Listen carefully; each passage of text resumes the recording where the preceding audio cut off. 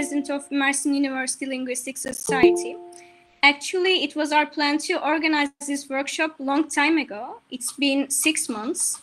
We had to postpone it, mostly because of the tremendous earthquake that most of us experienced, unfortunately. But we believe that such events like this and learning, hearing from each other bring us together. We aim to create a space for linguistic enthusiasts again, and we wanted to just come together and learn some things related to linguistics. And as it was said, today we have a very special guest here with us. We know him as the father of modern linguistics, the public intellectual, linguist, philosopher, cognitive scientist, historian, social critic, and political activist. Professor Noam Chomsky is our guest with his work, Language and Numerical Creed today. He is currently a professor at MIT and University of Arizona. He proposed the universal grammar theory that most of us know, the generative grammar theory, the Chomsky hierarchy, and the minimalist program, and he wrote more than 100 books. He's one of the most influential people in the world. And I want to add that after the presentation, we will forward your questions from YouTube first and Google Meets. And we have a small request related to this. Please write your questions instead of using the microphone. It makes it much easier to contact. And from now on, I want to give the words to Mr. Chomsky. Thank you. Okay, thank you. For some reason, having some computer problems, but I hope they'll take care of themselves. Time is brief. There's a lot I'd like to cover, so I'll have to keep to a sketchy, rather informal account. The long-term goal of theoretical inquiry is explanation, not just description, which is hard enough. Descriptive inquiries seek to show that this is the way things are. Explanation seeks to show why things are this way and not some other way. It's a much more ambitious endeavor, but it's the goal to keep in mind. It's important to keep in mind right now, in fact. You're surely aware of the enormous excitement about chatbots. They may be useful or harmful, like other technical devices, but contrary to many extravagant claims, they cannot, in principle, tell us anything about language, about learning, about cognition generally. There are many reasons, but one reason is that they do not tell us why things are this way, and crucially, not some other way. They work just as well for pseudo-languages that children cannot learn as for those that they learn almost reflexively. Therefore, they tell us nothing. It's as if a biologist were to say, I have a new theory of organisms. It lists many that exist, many that can't possibly exist, but I can tell you nothing about the difference. Well, that's large language models. Returning to the attempt to understand something about the world, language in this case, inquiry proceeds at two levels. One level is concerned with individual languages. The second, deeper level, is concerned with the general faculty of language. Let's call it FL for short. FL is the innate endowment that enables a language to be acquired and used. The theory of FL is called universal grammar, UG, adapting a traditional term to a new context. Well, at the first level, the study of individual languages, Inquiry seeks a grammar of the language, that is, a description of the properties of the language. An adequate grammar must at least provide, informally a list, technically a recursive enumeration of the grammatical sentences of the language. Beyond that, it must yield what has been called the basic property of language, digital infinity of hierarchically structured expressions, each of which effectively determines a thought, each of which can optionally be externalized in some sensory motor medium, usually sound, could be sight, can even be touch. Well, a bold thesis would be that the generation of thought by the internal language is entirely separated from externalization, which is an ancillary process. I'll actually assume this. I'll return to strong reasons to suppose that it's correct. In this conception, the internal language consists of the computational rules that satisfy the basic property, along with what's called these days formal semantics, which is more accurately termed logical syntax, an important matter that I'll put aside. The system for generating thought, the internal system, it's been called I language, something coded in the individual brain. Well, understood in this manner, the study of language conforms to a long tradition. It goes back to classical antiquity, classical Greece, classical India.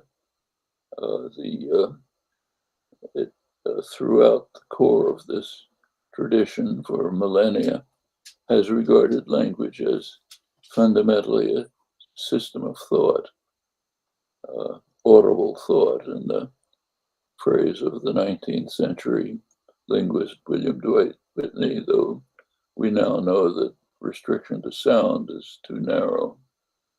This tradition was swept aside in the 20th century by behaviorist, structuralist currents, was forgotten, still virtually unknown. Modern approaches, 20th century, have taken language to be, at its root, a system of communication rather than a system of thought, perhaps evolved from animal communication. Recent work, I think, has shown that the tradition was on the right track and should be carried forward. I'll adopt it here. Returning to explanation, the task arises only at the higher level, inquiry into faculty of language. It seems that any human infant can acquire any language with comparable facility. If so, then FL is a shared human property. There's also by now substantial evidence that FL is unique to humans. Its fundamental properties have no analog in the animal world. Then FL is a true species property, shared by humans, unique to humans in essentials. Well, FL must enable any human being, any human infant, to acquire any language.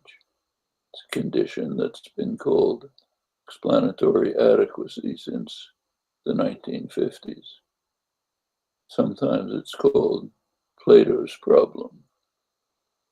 Formulated by Bertrand Russell, it's the problem of how we can know so much given so little evidence. In linguistics, it's called the problem of poverty of stimulus. In the early days of the generative enterprise in the mid-20th century, it was recognized that poverty of stimulus problems are quite serious, and that standard formulations within behaviorist structuralist frameworks will get nowhere. Their contemporary variants with supercomputers and astronomical amounts of data do no better. These conclusions were established more firmly as serious experimental work was undertaken in later years into child language acquisition. It was found the poverty of stimulus problem far more severe than had been assumed. By now, it's been quite solidly established that the knowledge of language of a 2 to 3-year-old child goes far beyond what they exhibit in behavior, and also that the gap between data available to the child and knowledge attained is vast. It greatly deepens Plato's problem. Well, these results seem to suggest that the faculty of language must be quite rich to yield complex knowledge from impoverished data, while at the same time, FL must somehow accommodate the wide variety of languages. Looks like a problem. The problem deepens when we turn to another condition that FL must satisfy, sometimes called Darwin's problem. How can FL have evolved under the conditions of human evolution? Though evidence is fragmentary, there are some quite plausible conclusions about these conditions. It's known that modern humans appeared about 200,000 to 300,000 years ago. There's now genomic evidence that the small group of humans began to separate not long after they appeared. All of them share the faculty of language, presumably already in place. Prior to the appearance of modern humans, there's virtually no indication in the archaeological record of any significant symbolic activity. Not long after their appearance, there's very rich evidence. Notice that all these numbers are evolutionary time, barely a flick of an eye. All of this suggests that faculty of language appeared in a narrow window of time, pretty much along with modern humans. There's strong evidence that it hasn't changed at all since then. If that's the case, we expect FL to be very simple. So we face a conundrum. FL must be rich enough to handle Plato's problem, at the same time, simple enough to deal with Darwin's problem. And the apparent wide diversity of languages, all determined by FL, lurks in the background.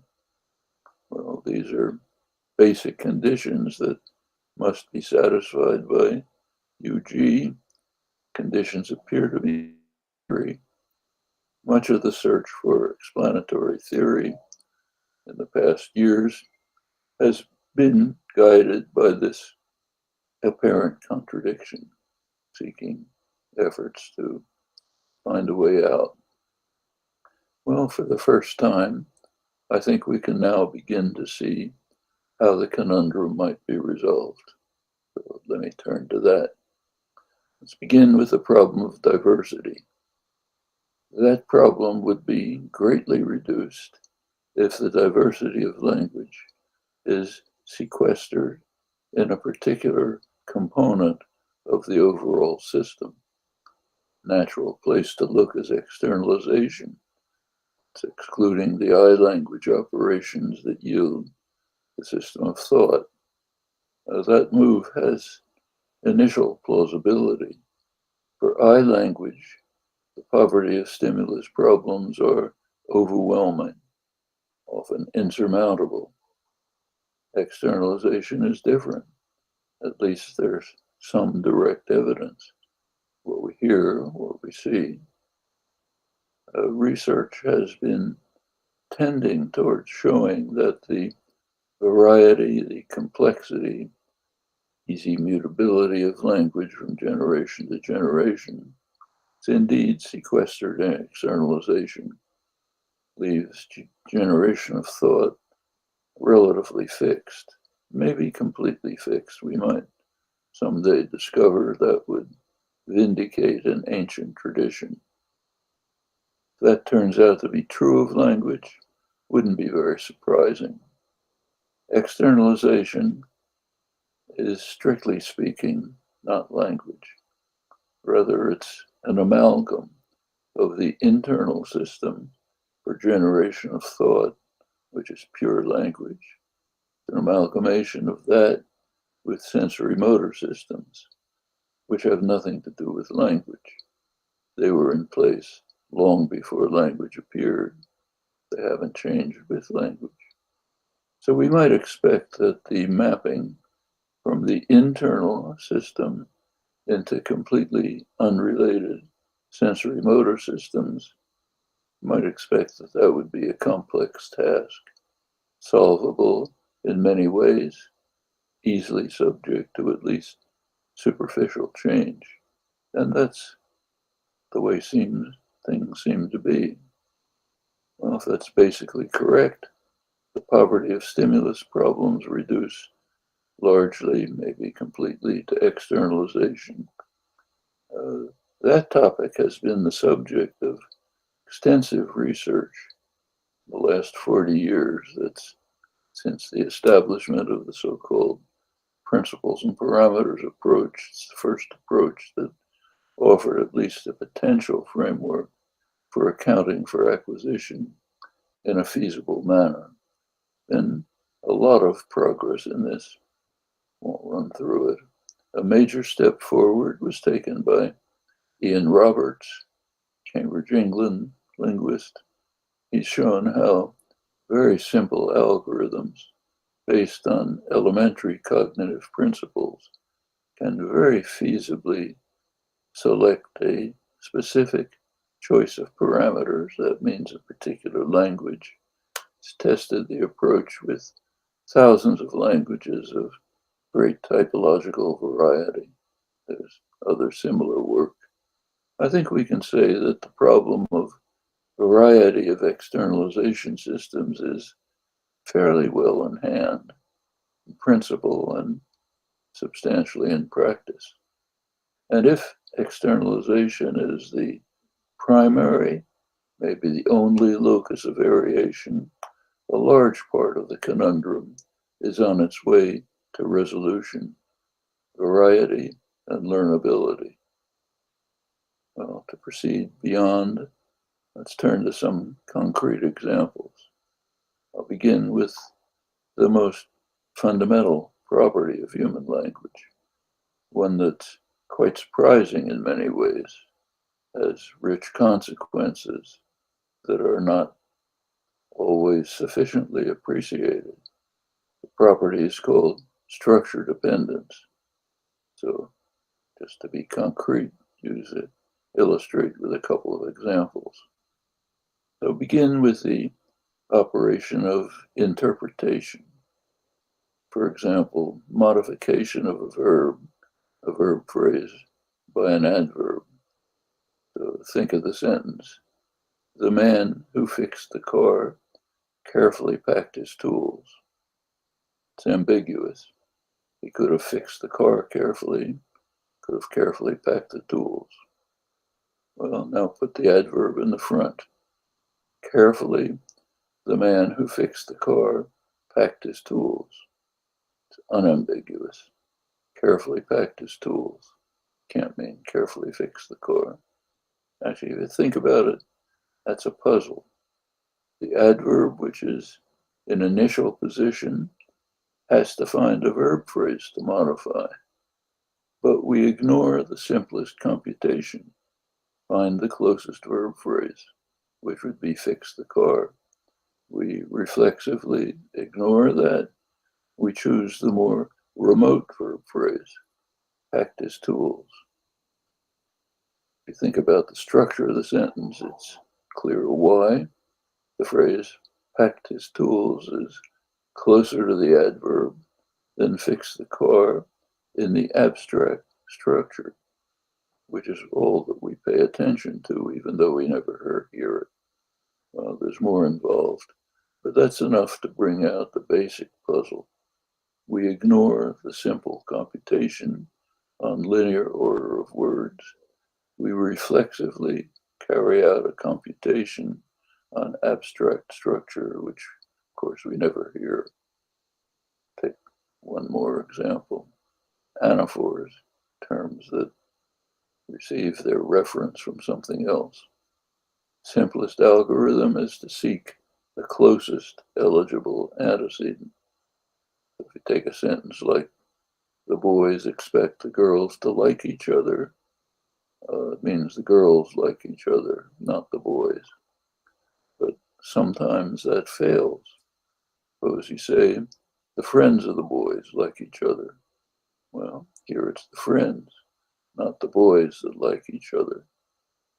Once again, we reflexively ignore the simplest algorithm, which relies on what we hear, words in linear order. We use an algorithm that applies to abstract structures, and is pretty complex when you think about it.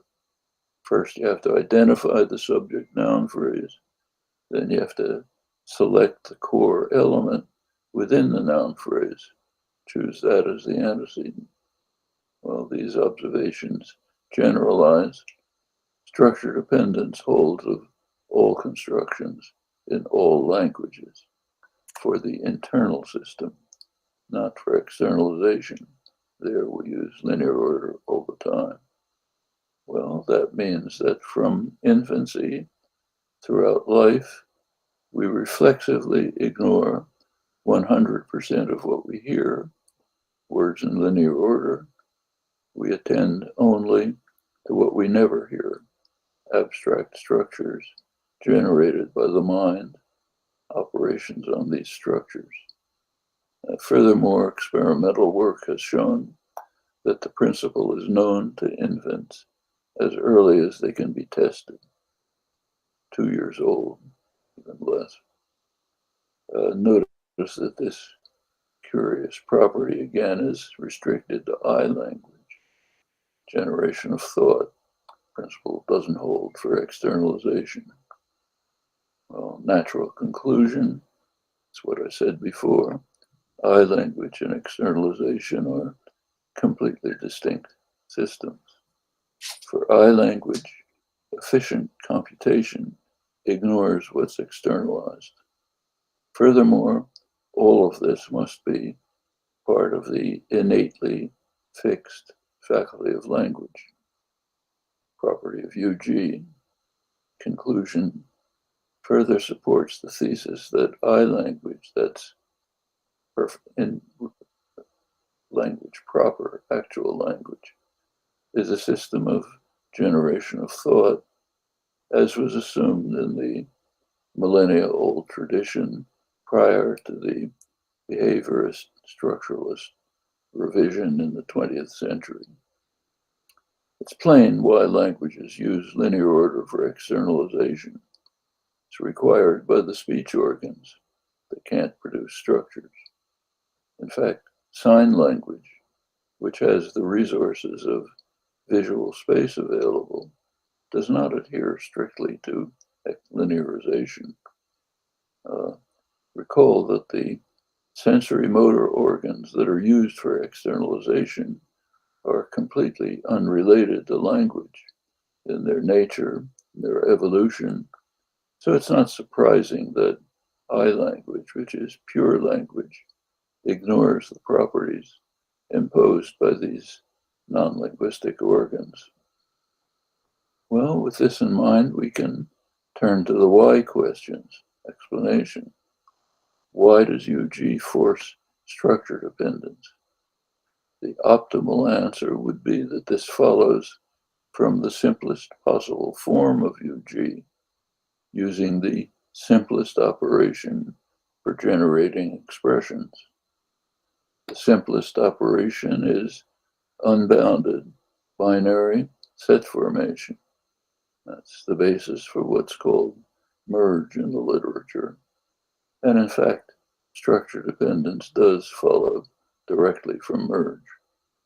So to put it metaphorically, when Mother Nature created language, she found the simplest possible solution, which incidentally is the way evolution works generally. In fact, all of science, so it appears.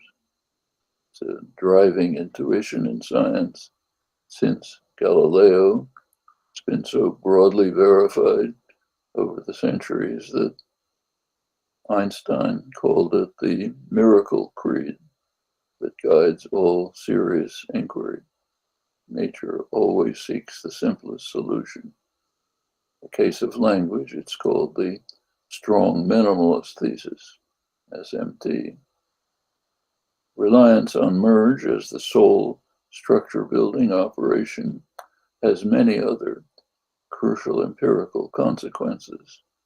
Not much time, so I'll sketch just a few. There's a lot more in the literature in progress. First, reliance on merge yields the core of the basic property, generating an infinite array of hierarchically structured expressions. We need only add that the primitive elements of the system are elementary concepts. Elaborated by merge, the elementary concepts become phrases with more complex meanings. Actually, we can translate this pretty directly to what's called event semantics. These phrases would be the syntactic exponents of participants in events. Program along these lines, if it can be fully carried out, would complete the theory of generation of thought with externalization and ancillary system, one with quite interesting properties, in part determined by the abstract language structures that it maps to sensory motor systems. Well, I should add that the evolutionary origin of the most elementary concepts, simplest words you can think of, it's a complete mystery and probably will remain so. They have no analogs in the animal world. There's of course no record of their development, so we're lost as to how to inquire into how they might evolve, probably permanently. There are two logical possibilities for merge of X and Y. Either the two are distinct or one is part of the other. Technical terms, a term of the other, where A is a term of B if A is a member of B or a member of a term of B. These two options are called external and internal merge, respectively. External merge yields combination, as when you take read and books and you form read books. Internal merge yields displacement, as in which books did he read, where which books is understood as the object of read. You don't hear it. Why don't you hear it? Well, SMT, the miracle creed, should not permit an operation of deletion that would allow far richer systems. In externalization, deletion does take place under narrow conditions but none of that applies to I language. We can therefore assume that I language has no deletion operations. It's perfect in that sense. So what about simple sentences like, which books did you read? The I language representation is, which books did you read, which books? Which is interpreted directly as, for which books X you read the books X, straightforward. Well, what happens then is that merge automatically yields the phenomenon of displacement with reconstruction. It's a topic that's been extensively studied, but it falls directly out from the optimal system of generation, just as structure dependence does. Notice that what reaches our mind in this case is which books did you read, which books? But what reaches the ear and reaches consciousness is which books did you read? Well, what happens is that externalization removes all but one occurrence, which has to remain to indicate that the operation took place. That's a general economy condition, nothing to do with language. Radically reduces mental computation, execution of articulatory motions. But that's just general economy principles that hold for organisms generally. Notice that what's called inner speech is actually not inner speech. It's externalized speech. In fact, if you introspect, it's fragments of externalized speech. What's going on in the mind is inaccessible to consciousness, just as we have no conscious insight into the workings of other parts of our body, like the visual system, or what's called the gut brain, the enteric nervous system. It's a huge brain, much like the brain up here, controls most of the working of our body. You can't get insight into it. We can become aware of its existence when we have a stomach ache, maybe, but it doesn't tell us what's going on. You can study language only from the outside, from what philosophers call a third-person perspective. The mind is like other organic systems in this respect. Can't look into it. You can look into it to get data, but not to figure out what's going on. Well, the result of the simplest operations is to maximize computational efficiency. Notice that causes a problem. And if you're involved in natural language processing, know about the so-called filler gap problems. Big problem for perception, for parsing. The parser finds a phrase like which books, WH phrase. It has to find the gap that it fills for interpretation. Turns out to be quite complex. In fact, it's one of the major problems in natural language processing. That problem would be radically reduced if the gap were filled, not empty. But Mother Nature didn't care about that when designing language. She insisted on finding the most elegant solution, even though that poses difficulties for language use, quite serious ones, as sentences become more complex. Well, that's one of many cases where optimal design conflicts with communicative efficiency. Invariably, communicative efficiency is sacrificed. That's more evidence for the traditional concept of language as fundamentally a system of thought. Happens to be used for communication, much else, but these are incidental properties. Notice that all of this is consistent with how evolution works quite generally. If you think about evolution, schematically, you can distinguish several stages. First, you have some organism, let's say a bacterium. Some disruption takes place randomly. Could be a mutation, could be gene transfer, could be a bacterium swallowing another microorganism. That's actually the breakthrough that led to complex cells. If it hadn't happened, accidentally, we'd all be bacteria. The second stage is reconstruction. Nature reconstructs the new entity in the simplest way. observing the miracle creed. Doesn't pay any attention to how the new entity might be used. That's the second stage. The third stage is winnowing. The outcomes that produce more effectively prevail, stick around. That's natural selection.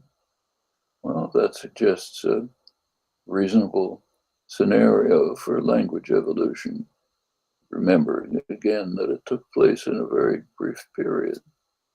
First, some minor rewiring of the brain took place, yielded the new property of recursive enumeration, unbounded generation. Next step, reconstruction. Nature came along, devised the simplest and most elegant way to organize the new system.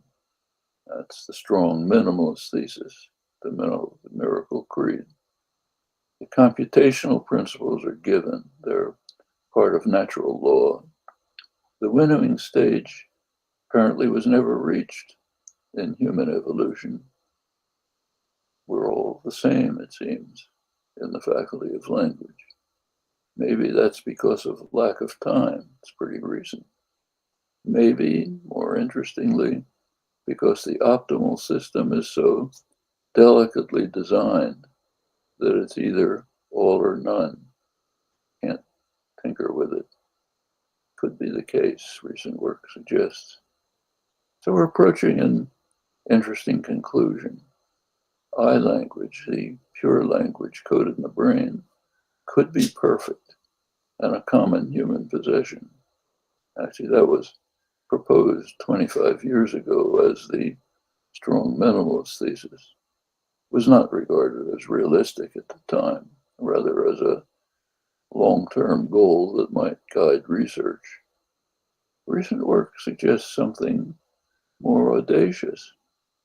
Maybe the thesis is true, as evolutionary theory leads us to expect, along with science generally, which does observe the miracle creed. And as empirical inquiry increasingly is coming to suggest, it's a good deal more evidence for these conclusions. I'll just take one case. Consider the distinction between what's been called trace and pro in earlier work. The terminology is now abandoned, it's just copies. The distinction is illustrated in sentences like these. Take the sentence, one interpreter each seems to be assigned to the visitors. One interpreter each tried to be assigned to the visitors. First one works, second one doesn't work. Actually, without each, both of them work. But the second one with try is barred with each present. The reasons are actually given by merge. The good sentence with seems is generated by internal merge. So what appears in the lower position, trace position, is actually one interpreter each, as in one interpreter each was assigned to the visitors, which is a good sentence. But internal merge cannot generate the sentence with try, where each is barred. There are very good reasons for this. Basically, that the subject of try is a substantive referential expression, but not the subject of seems. It could take a little discussion to explain this. But a little thought shows that these considerations suffice to yield a major linguistic system, what's called obligatory control, subject and object control, modules of language which have these many interesting properties like this one. Well, at this point, a new question arises. Why does the module of control exist with its curious properties? We now have an answer. I language satisfies strong minimalist thesis. Language uses the options that it provides.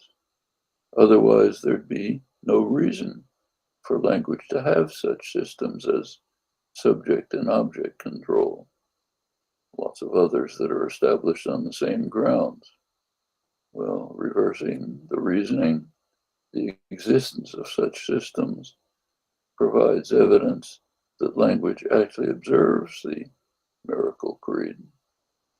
No time to go into the details here, but a number of modules, others fall into place in a similar manner that includes problems that have resisted even description in the past. Well, it remains to show how far we can extend such reasoning. Needless to say, that's an extremely challenging task. Nothing like it has ever risen in the millennia-old study of language and thought. There are promising earlier steps, far beyond what could have been imagined only a few years ago. Final remark. You think about the strong minimalist thesis has several functions. One is a disciplinary function. It sharply restricts the options for description, thereby deepens explanation. But it also has an enabling function. It provides options for what language might be, for what modules might exist. And an interesting question that's just opening up is to explore whether languages make use of all the possibilities that are enabled by strong minimalist thesis, which may be more than just a guideline for inquiry, as was assumed in the past, may actually express a fundamental truth about the nature of language and thought, which are the most distinctive possessions of our strange species. Thank you.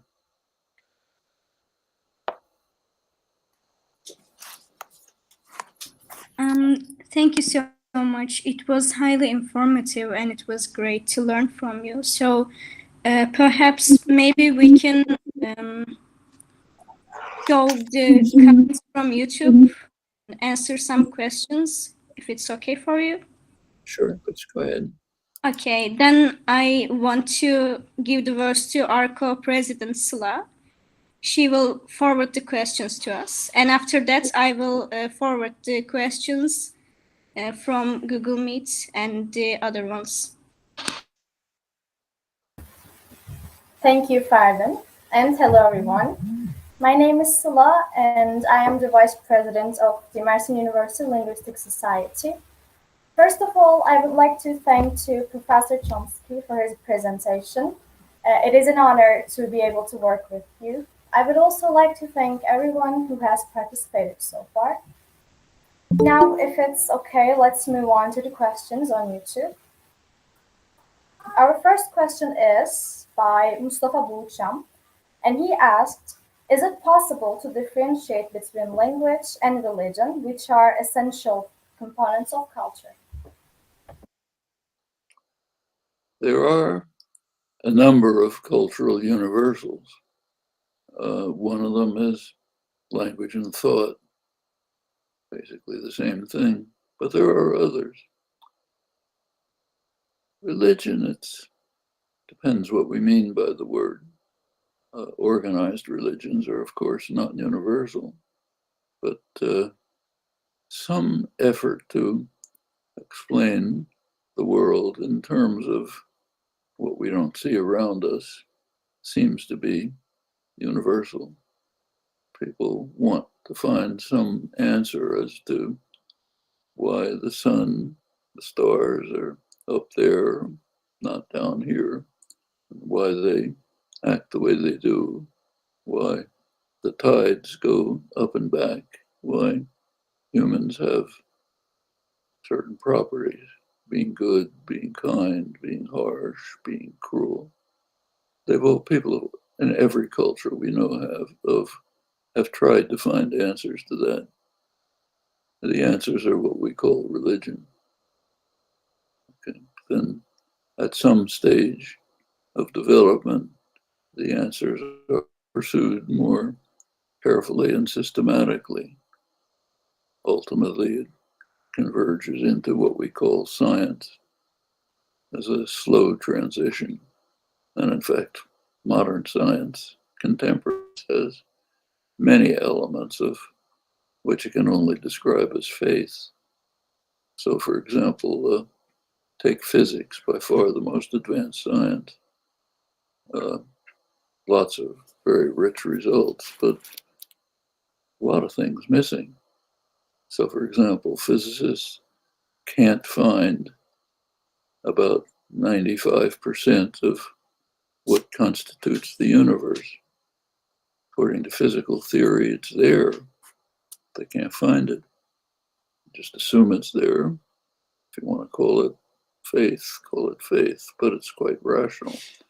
Theory predicts it. It's got to be there, but we can't find it.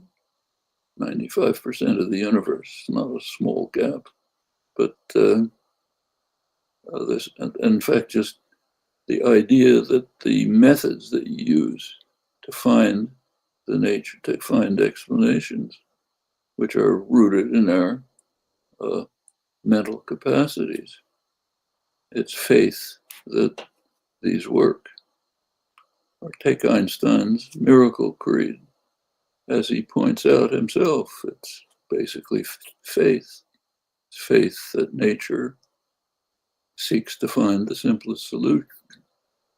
If you look at the article where he discussed this, he says, the skeptic can say, why should I believe it?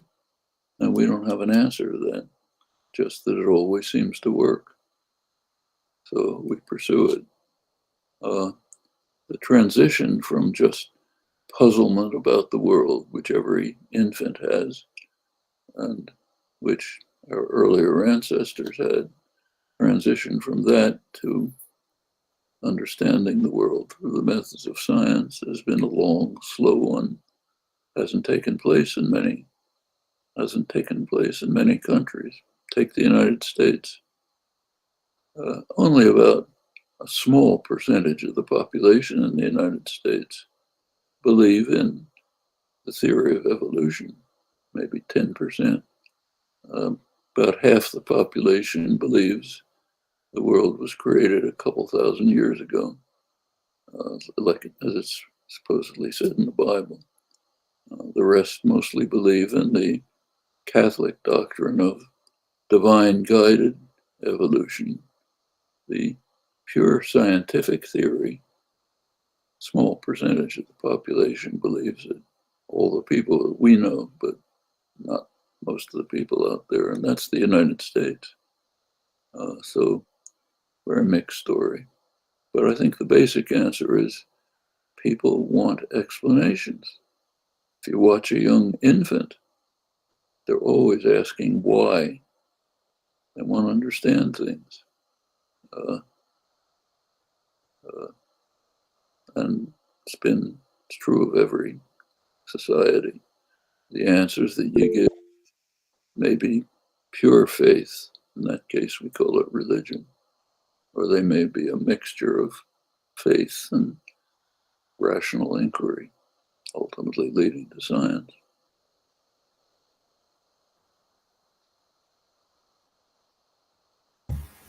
Thank you. Now we can move on to our second question. What is the significance of phonology in linguistics in terms of today's colloquial aspects in life and within the scope of pure linguistics? Well, phonology is part of the externalization system. It's a very interesting field. Personally, about half of my professional work was phonology in the broad sense, sometimes called generative phonology, morphophonemics, all part of the externalization system, meets pretty narrow conditions, and it doesn't meet the conditions of pure language, that is pure optimal design, because it has to deal with the fact that it relates internal pure language with sensory motor systems, which have nothing to do with language.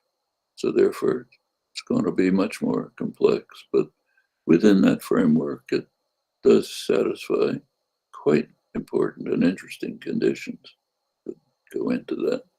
So it's a large part of the study of language. In fact, if you look over history, it's almost all the study of language. Almost everything in the past has been morphology and phonology, which are closed systems. They're not like syntax, which is an unbounded system. And, so yes, it's certainly part of language. In fact, in the broad sense of language. It's not pure language. It's not language alone, the kind that has no conditions other than just generating thoughts.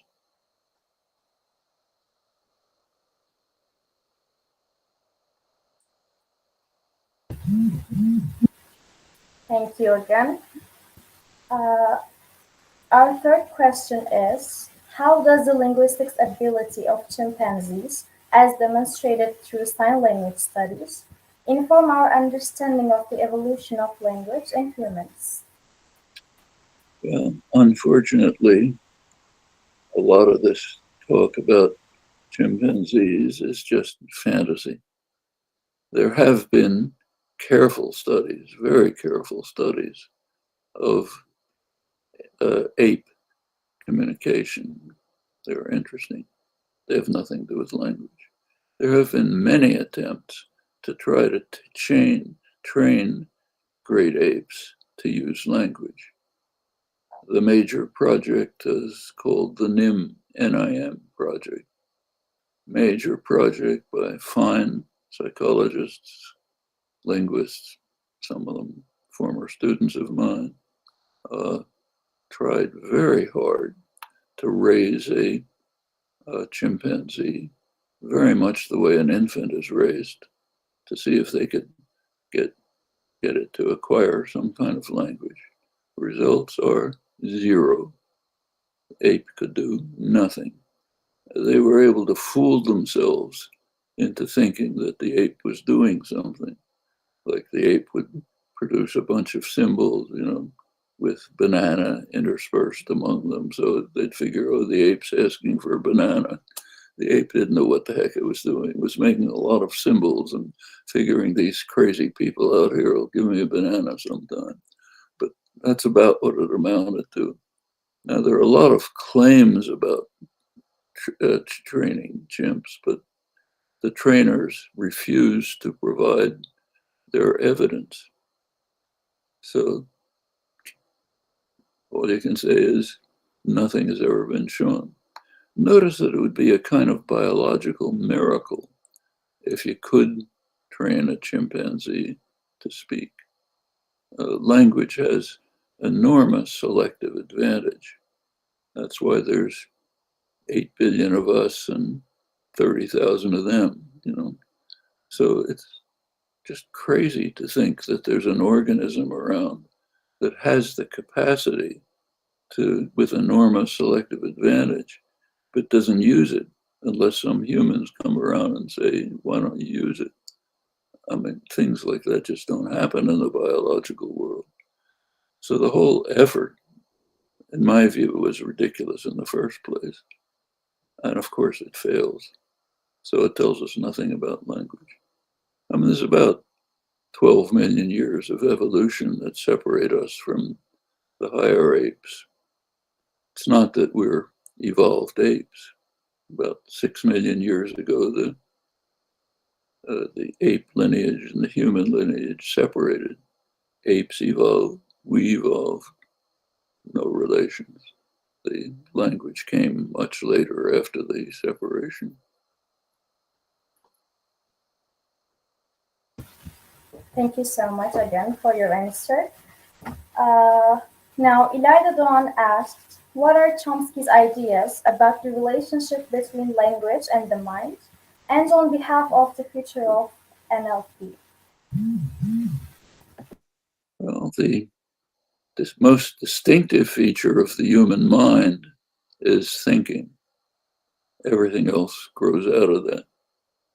As I said, from classical antiquity up till the 20th century, it was assumed that thinking is just language.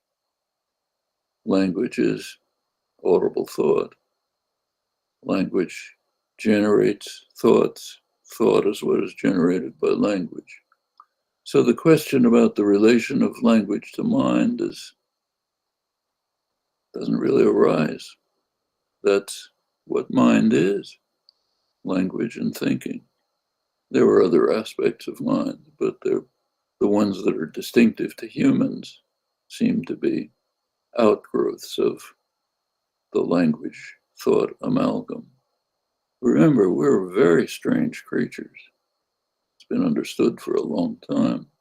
One famous evolutionary biologist, Theodore Chomsky, famous for work with fruit flies, he once said that every species is unique and humans are the uniquest of all. We're the only species that does things like this conference, for example. Chimpanzees don't do it. Dogs don't do it. Unique in all sorts of ways, for good, for bad. For example, we're the only species capable of destroying human life on Earth, which we're now in the process of doing. No other species can do that. No other species can create great works of art. We can do that, but you're not going to find much parallel between humans and others. We're just the uniquest of all. And it's basically thought and language, which is what we call the core of what we call mental processes. So the relation between language and mind is near identity, at least if we mean the human mind.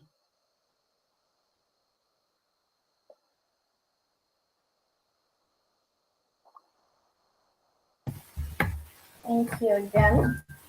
As our time is brief, we are not able to ask any more questions from YouTube. And if it is okay now, we are going to ask the questions on mute. So from now on, I can take the mic. We have a question from Professor Simre Özsoy. And she says, given that I language operates in accordance with merge and the principle of structure dependency, how does I language and merge account for the issue of head directionality? Wouldn't assuming that head directionality is a matter of externalization will place a load on the surface structure different from potential ambiguity and anaphor resolution? Well, that's a question that's been asked for a long time. So there is directionality. So for example, in English, the head comes first. Read the book, in the room, so on. Go to Japanese, it's a mirror image. The head comes last. The book, read, the room, in, and so on. This has been extensively studied by now. Turns out that most languages, a large percentage, are pretty uniform. The head is either first or last. There is some mixture. So you find, even in English, you find some structures that don't quite fit it, but overwhelmingly, it's one way or the other. And there's a very good reason for this. I language has no linear order. That's the kind of thing I was talking about. Spoken language, of course, has to have linear order. The vocal apparatus can't produce structures. So there's a mismatch between the internal pure language and the external sensory motor determined spoken or sign language. Well, if there's a mismatch, it has to be fixed up some way. So each language has to pick some mode of signing order. That's all there is to it, really. And you just can't have an externalization system unless you say I'm going to put the head first, or I'm going to put the head last. So the language has a parameter, if you want, which says, here's the way it works. Actually, there are theories like Richard Kane, very good linguist, who argues that there's a fixed underlying order, but that's pretty controversial. The basic point just seems to be a mismatch between pure language and sensory motor systems. Thank you so much for your answer. We have a question from one of our community members, Hasan Can Altınbaş, and he asks, what are some of the challenges and limitations in studying the evolution of language, and how do linguists overcome these obstacles? Well, I'd recommend here a famous paper. If you haven't read it, there's an encyclopedia called Invitation to Cognitive Science, 4 volumes, MIT Press. The 4th volume includes an article on evolution of cognition, which includes language, of course. It's by a famous evolutionary biologist, Richard Lewontin. He takes a very pessimistic view. He says, we're never going to find out anything about evolution of cognition. All the methods that we know, population genetics, whatever it is, none of them give us any insight. So he ends up by saying, literally, tough luck. That's his words. It's beyond our ability to find out. Well, I think that's a little too pessimistic. You can say some things like the kind I was talking about, but a lot of it we're just never going to find out about. Take evolution of concepts, tree, house, rock, river, book, anything. They're there somehow. There's nothing like them in animals. They don't even have the remotest analog. They're there in every language we know. Pretty much the same. If you look at the details, slight differences, but not much. It's got to be something in the infant's brain. How to get there? How are we going to find out? Can't look at animals. There's nothing there. You can't look back into the history because we can't get there. Can't go back 100,000 and 200,000 years. So we know there's an answer, but we just don't have the means to find it. And that's true of many aspects of evolution of cognition. There are some, strikingly, there are cases where you can get results, like the kind that I was talking about, and they're not uninteresting. They have a lot of consequences, but they leave a lot of things open. So I think it's just one of those things we're going to be stuck with. Don't know how to find out. Thank you for your answer again. We have one more question from Google Meet, and later I will move on to the questions that our participants sent before the event, if it's okay for you. Dr. Hakan Dilman asked that, what is the role of I language in understanding metaphoric language? Well, I language gives this core basis for language, but we can extend it. So take, say, idioms. A lot of interesting study of idioms. Suppose I say, take an English idiom, he spilled the beans, meaning he told the secrets. Well, there's a literal meaning for he spilled the beans. The beans were on the table and he spilled them. But you can use it for he told the secrets. But you can't do any idiom. If I want to make up an idiom for he told the secrets, I can't say he ate the lettuce. You know, that's not an appropriate idiom for he. So there's got to be some connection between, and you can see what it is. I mean, you can think it through. You can see what the relation is between spilling the beans and telling the secrets. But that's a metaphoric extension of language. And we use metaphoric extensions all the time. but in very narrow and restricted ways. For one thing, they keep to the basic structure of language, and typically they have literal meanings, though the literal meaning may not make any sense.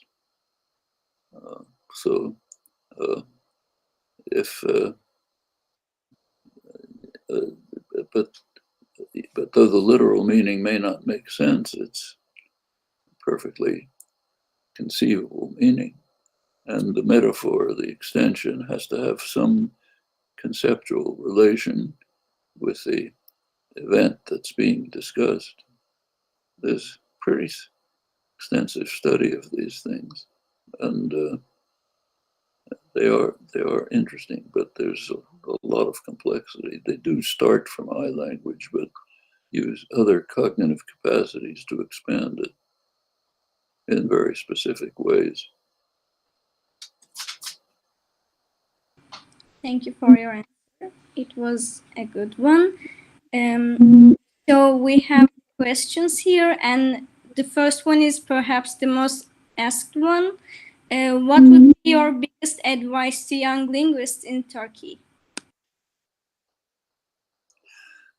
Well, the most fundamental problem, most fundamental attribute that a linguist or any scientist ought to have is to go back to infancy, be puzzled by the world. It may seem obvious, but it isn't. The minute you start to think about something, it's a puzzle. That's what led to the origins of modern science. You go back to the 16th century, there were answers to everything. If I have a glass of very hot water and I drop the glass, let it go, the glass falls to the ground, the steam rises to the sky, there's an answer. They're going to their natural place. Okay, next question. Galileo and others decided to be puzzled, to go back to infancy, to say, well, why does it happen? That's the beginnings of science. And something like that happened around in the study of language, about 1950. If you studied structural linguistics, you know there are no puzzles, none. There are methods of analysis that you can apply to any corpus. You apply them, you get a result. I remember as a student back in the 1940s, it was fun, but what happens when we do a phonemic analysis of every language? Is it going to be over? There aren't any puzzles. As soon as the first efforts were made to construct generative grammars, turned out everything was a puzzle. Every sentence you look at, why is it this way? What are the elements? Don't understand anything. And I think that's generally the case. Take what we think we understand now. Advice to a young linguist is be puzzled about it. Why? Just because everybody says so, does that make it true? You know, think about it. You'll probably find plenty of puzzles. Then you're off. Then you're off to maybe discovering something. Maybe just learning for yourself. Maybe finding out by yourself something that somebody else also figured out. That's also a discovery. Opens your mind. You know? So that's about the only advice I know. Be an infant. Thank you so much. We have a question from Sardar Sarvet, and he asks, what are the odds of artificial languages working nicely with UG and LAD? Is Esperanto having its native speakers tied to the Esperanto's really close relation to natural languages? Well, Esperanto is called a language, but it's really if you look at Esperanto, what are the rules of Esperanto? Basically the rules, the Romance languages, which are mostly not known. You don't know all the rules of language. You're just barely beginning to understand them. So Esperanto just piggybacks on existing languages, add some new words and phrases, but fundamentally just a slightly modified language. You know its rules only to the extent that you know the rules of the faculty of language altogether, which is mostly a mystery we have to discover. So there's basically nothing special to say about Esperanto, I don't think. Now, there are linguists who disagree. If you want to look up some, there's a fine linguist in Calcutta, Prabal Dasgupta, who's one of the leading figures in the Esperantist movement, who, if you write to him, he'll say something quite different. He's a good friend from way back, but we disagree about this. But I don't, to me, it just looks like a slightly modified language. We don't know any more about it than we know about the languages on which it's based, mostly Romance. Thank you so much. We have another question. How does the strong minimalist thesis explain the parametric diversities between different languages, for instance, between English and Turkish? And it is coming from the mentor of our society, Associate Professor Dr. Filiz Çetintaş Yıldırım. Strong minimalist thesis holds of I language. As far as we know, Turkish and English probably have the same I language, maybe slight differences. But since there's almost no evidence for I language in the child's experience, they're not going to vary very much, if at all. Turkish and English differ substantially in externalization, though there are plenty of uniformities if you look at it. Strong minimalist thesis doesn't really say anything about it. It says nature tried to find the simplest way of relating I language to the data of Turkish that a child, an infant, has in its environment. That's going to turn out to be the phonology and morphology of Turkish. Strong minimalist thesis itself just says, try to find the optimal answer. Like science generally, that's the miracle creed. Thank you so much. And we have another question. It's from Ece Şek. And she asks, the latest generation of children are the first generations that are get exposed to technology since they are born. Children acquire language socially through human interaction, and now they are in a very close relationship with technology more than ever, and it seems to be increasing. How do you think high exposure to technology since birth will affect the language acquisition in the upcoming years? Well, the basis will stay the same, but how technology is used is not determined by the technology. A hammer can be used to build a house, can be used to smash somebody's skull. The hammer doesn't care. That's up to us. And the same is true of the technology. Right now, the technology is being used in ways which are extremely harmful. It's been studied. Actually, the Surgeon General of the United States, the chief medical officer of the country, a couple of weeks ago, issued a pronouncement warning that there's a major mental health crisis among young people, as serious as COVID. There's a wave of depression, suicide, isolation among young people caused by the fact that they're spending their whole lives talking on an iPhone. They never talk to a person. If you go to a fast food restaurant, see a bunch of teenage kids sitting around eating a hamburger, they're not talking to each other. Each one is having a conversation to some non-existent creature off in cyberspace. and it's having a major effect on things like a wave of depression, even suicide. Well, that can happen. We're social creatures. You don't talk to people directly. It's not the same thing. You know? I mean, I know young kids who brag about the fact that they have 200 friends.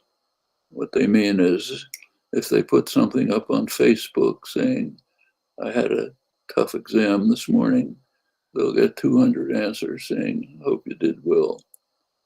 That's not friends. You know, that's a universe of isolation and self-destruction. And unfortunately, it's happening very strikingly. You can even see it in reading ability. Books that used to be assigned in middle school are now assigned in high school because kids have forgotten how to read. You know, it can be very harmful. It could be beneficial, but it's like a hammer. You have to do it that way. There are actually universities in the United States, major universities, which have on the sidewalk, they have a plaque saying, look up, meaning don't just walk around like this looking at your iPhone. There's a world out there. Well, I don't know if that's the case with you, but it's certainly the case here. So it can have an effect. So far, it's pretty harmful effect. It's led to disinformation, defamation, isolation, cheapening of existence, all sorts of things. Doesn't have to. Can be constructive, but it's going to take work to turn it into that. I'm afraid I'm going to have to take off. I have another talk coming up in a couple minutes. But, Thank you so much for your answers, and they are highly informative. Before ending the presentation, I want to say thank you to you. We are so honored to have you here today, and we have learned a lot from you. And I want to thank to our audience, our professors who show support to us. We are glad to have you here again. So thank you so much. It means a lot to us. my pleasure. Bye. So much. Have a wonderful day.